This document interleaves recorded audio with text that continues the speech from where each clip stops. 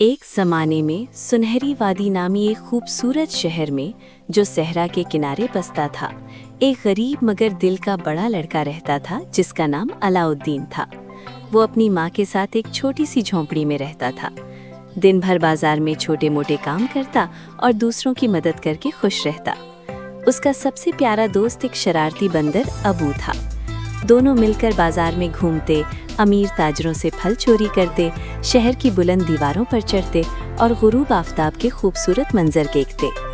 علاؤالدین ہمیشہ خواب دیکھتا کہ ایک دن وہ شہر کا بڑا ہیرو بنے گا۔ ایک دن بازار میں ایک بوڑھا تاجر آیا۔ اس کی آنکھیں چالاکی سے چمک رہی تھیں۔ اس نے علاؤالدین سے کہا، اے نوجوان، صحرا میں ایک جادوئی غار ہے جہاں لاجواب خزانہ چھپا ہے۔ مجھے ایک بہادر لڑکے کی ضرورت ہے جو اندر جا کر ایک پرانا چراغ لائے۔ خزانہ آدھا آدھا کریں گے۔ علاؤالدین کو مہم جوئی کا شوق تھا۔ اس نے حامی بھر لی۔ ابو بھی خوشی سے اچھلنے لگا۔ تینوں صحرا میں نکل پڑے۔ گرم ریت کے ٹیلوں کے پار ایک بڑی غار پہنچے۔ تاجر نے جادوئی لفظ بولا تو شیر کی شکل والا دروازہ کھل گیا۔ علاؤالدین اور ابو اندر گئے۔ اندر اندھیرا تھا مگر دیواروں پر جواہرات چمک رہے تھے۔ سونے کے سکوں کے ڈھیر، قیمتی پتھر اور عجیب چیزیں بکھری پڑی تھیں۔ علاؤالدین نے صرف پرانا خاک آلود چراغ اٹھایا۔ اچانک غار ہلنے لگی، پتھر گرنے لگے اور دروازہ بند ہونے لگا۔ دونوں جان بچا کر بھاگے مگر باہر تاجر غائب تھا۔ وہ تو دھوکے باز تھا جو صرف چراغ چاہتا تھا۔ مایوسی میں علاؤالدین نے چراغ صاف کرنے کے لیے رگڑا۔ اچانک زبردست دھواں نکلا اور اس میں سے ایک بہت بڑا نیلا جن ظاہر ہوا۔ میں جنی ہوں، چراغ کا محافظ۔ تم نے مجھے آزاد کیا ماسٹر۔ تمہاری 3 خواہشیں پوری کروں گا۔ علاؤالدین حیران رہ گیا۔ ابو خوف سے چھپ گیا۔ پہلی خواہش سے وہ شہر واپس پہنچ گئے۔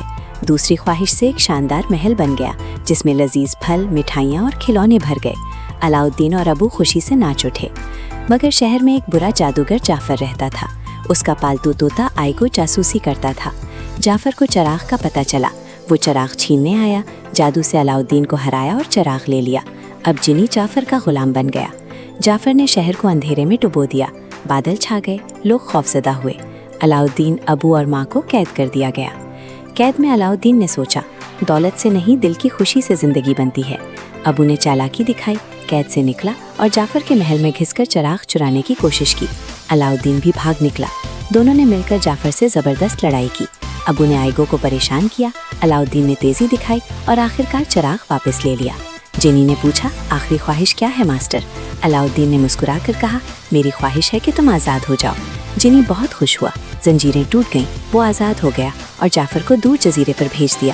شہر میں روشنی لوٹ آئی، لوگ خوشیاں منانے لگے۔ علاؤالدین شہر کا ہیرو بن گیا۔ جنی اب آزاد تھا مگر علاؤالدین کا سچا دوست بن گیا۔ تینوں نے مل کر شہر کو مزید خوبصورت بنایا، پارک بنوائے جہاں بچے کھیلتے۔ پھر ایک دن وہ جادوئی جنگل گئے۔ وہاں بات کرنے والے درختوں نے بتایا کہ ایک اکیلے سبز ڈریگن کو دوست کی ضرورت ہے۔ علاؤالدین نے ڈریگن سے دوستی کی، اسے شہر لایا جہاں لوگوں نے پہلے ڈرا مگر پھر دیکھا کہ ڈریگن بہت دوستانہ ہے۔ وہ شہر کا محافظ بن گیا۔ ایک اور مہم جوئی میں انہیں جادوئی مدی ملا جہاں رنگ برنگی مچھلیاں خوبصورت گانے گاتی تھیں مگر ایک برا بادل پانی چوس رہا تھا۔ علاؤالدین، جنی، ابو اور ڈریگن نے مل کر زبردست لڑائی کی۔ جنی نے ہوائیں چلائیں، ڈریگن نے آگ اگلی، علاؤالدین نے بہادری دکھائی اور بادل بھاگ گیا۔ دریا پھر بہنے لگا، مچھلیاں خوشی سے ناچنے لگیں۔ علاؤالدین نے سیکھا کہ سب سے قیمتی چیز سچی دوستی اور بہادری ہے۔ سنہری وادی اب ہمیشہ خوشحال اور جادوئی رہی۔ لوگ علاؤالدین کو شہر کا ہیرو کہتے اور جنی، ابو، ڈریگن کے ساتھ اس کی مہم جوئیاں جاری رہیں کیونکہ دوستی کا جادو کبھی ختم نہیں ہوتا۔